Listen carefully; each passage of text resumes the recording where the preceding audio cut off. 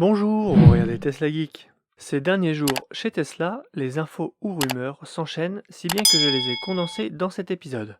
Au sommaire, données techniques sur le modèle Y Perf que j'ai essayé samedi dernier, explication de la meilleure acoustique du modèle Y berlinois, rumeurs de suppression du chargeur mobile à la livraison, arrêt de la Gigafactory de Shanghai, quelques rappels et quelques mots sur le contenu d'une des prochaines mises à jour. On parle de tout ça après le jingle.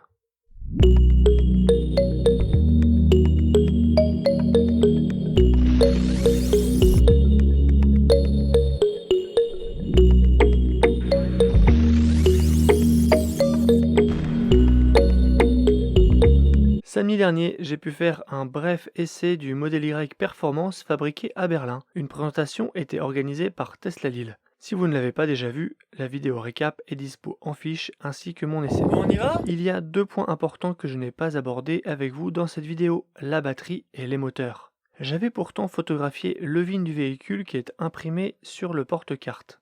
Niveau moteur, on a un L dans le VIN. Si on reprend ma vidéo dédiée au moteur des modèles 3 et Y que je vous mets en fiche, cela correspond à la variante PZP et donc au moteur arrière 3D6 à enroulement en épingle à cheveux, porté à une puissance de 235 kW.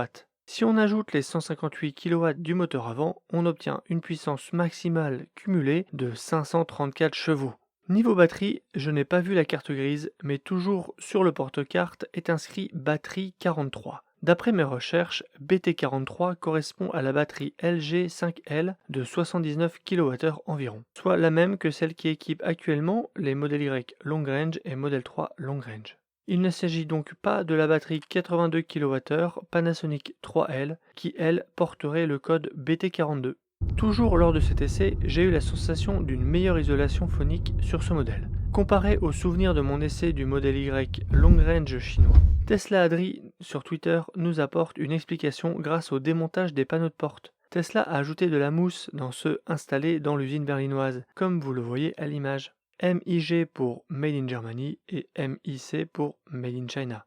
Ces ajouts de mousse peuvent tout à fait participer à expliquer mes impressions sur ce sujet. Mi-avril, le site Drive Tesla Canada a observé un changement sur le site Tesla relatif à la recharge. En effet, dans la section recharge du descriptif du véhicule, un mot très important a disparu, included. Celui-ci indique que le chargeur mobile est inclus à la livraison de chaque Tesla. La disparition de ce terme laissait planer le doute sur la présence de série de cet équipement. Et bien depuis quelques jours, il n'y a plus de doute sur le site américain, puisque la mention livrée avec le véhicule est passée à la mention 400$, le rendant donc systématiquement payant. De nombreux comptes ont demandé des explications sur Twitter à Elon Musk, qui a répondu que leurs statistiques montrent que son usage est très faible et qu'en contrepartie ils ajouteront plus d'adaptateurs, pour finalement promettre de réduire le tarif du chargeur de 400 à 200$.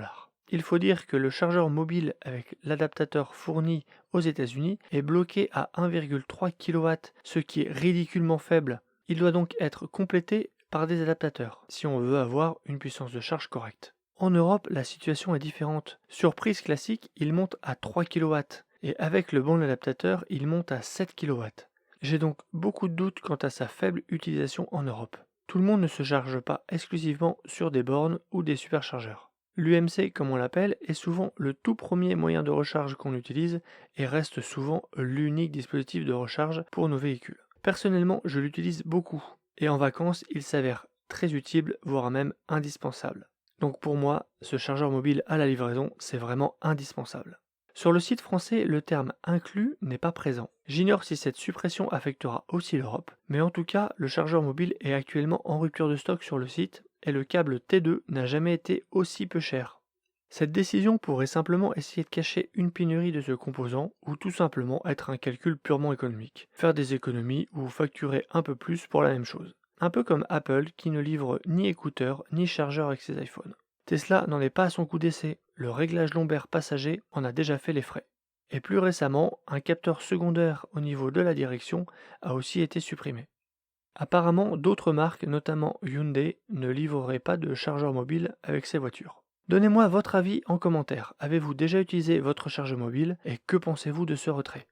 La Gigafactory de Shanghai, usine Tesla depuis laquelle sont fabriqués les modèles 3 et modèles Y Long Range livrés en Europe, est à l'arrêt depuis le 28 mars en raison du blocage imposé par les autorités pour lutter contre une augmentation des cas de Covid en Chine, et plus particulièrement dans cette région. Cet arrêt n'était censé durer que 4 jours, mais des fermetures plus strictes et plus élargies ont vu l'arrêt prolongé plusieurs fois. Cependant, cet arrêt semble toucher à sa fin. Tesla espère reprendre la production ce lundi 18 avril avec l'approbation des autorités locales. Si le calendrier est respecté, Tesla ne redémarrera pas l'usine à 100% de sa capacité tout de suite. Au lieu de cela, les plans prévoient un seul shift de travail le lundi avec une montée en puissance progressive dans les jours suivants.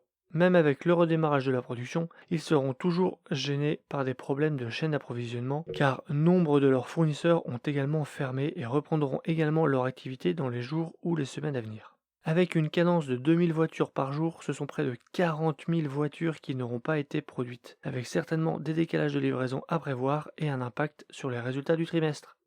Le 15 avril dernier, un rappel sur les Tesla a été officialisé en France, mettant en cause la Model 3 et la Model S. Voilà ce qu'il est dit. À grande vitesse, l'entrée d'air entre le capot et la grille de radiateur provoque des vibrations dans le capot. Cela peut entraîner des fractures de contrainte le long de la gage du loquet du capot et sa séparation du capot, provoquant l'ouverture de celui-ci. Cela entrave la vision des conducteurs, ce qui augmente le risque d'accident. Le rappel indique comment identifier les véhicules concernés grâce à cette chaîne de caractères. Je vous la mets à l'écran.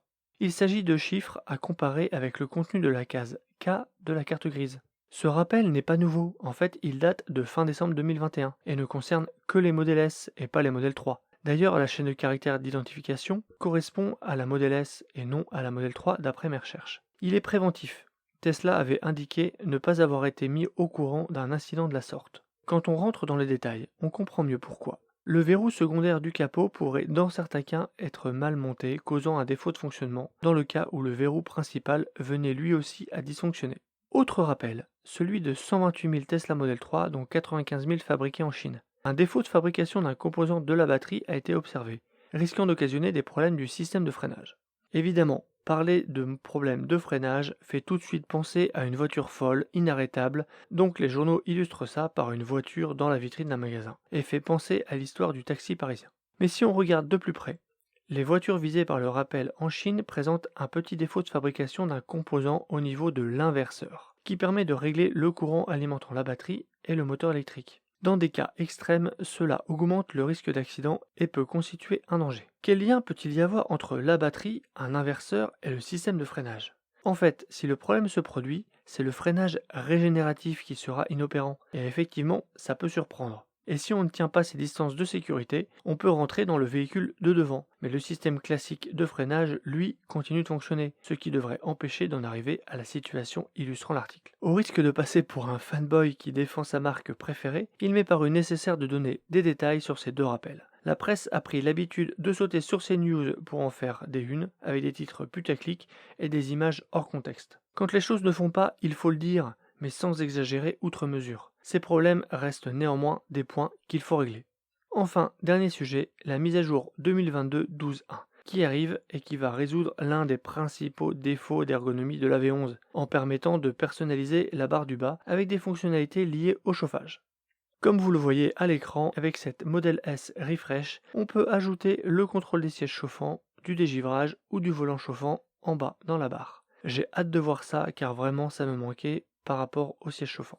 Autre nouveauté, la possibilité de régler la sécurité enfant d'un côté seulement du véhicule. Cela me permettra de verrouiller la porte du côté où se trouve le siège auto de mon fils et de laisser libre l'autre côté. Très bonne idée. C'est tout pour l'actu de ces derniers jours. Si cette vidéo vous a plu, n'hésitez pas à le dire à YouTube avec un like. Si vous ne voulez pas rater mes prochaines vidéos, abonnez-vous. A bientôt pour une prochaine vidéo.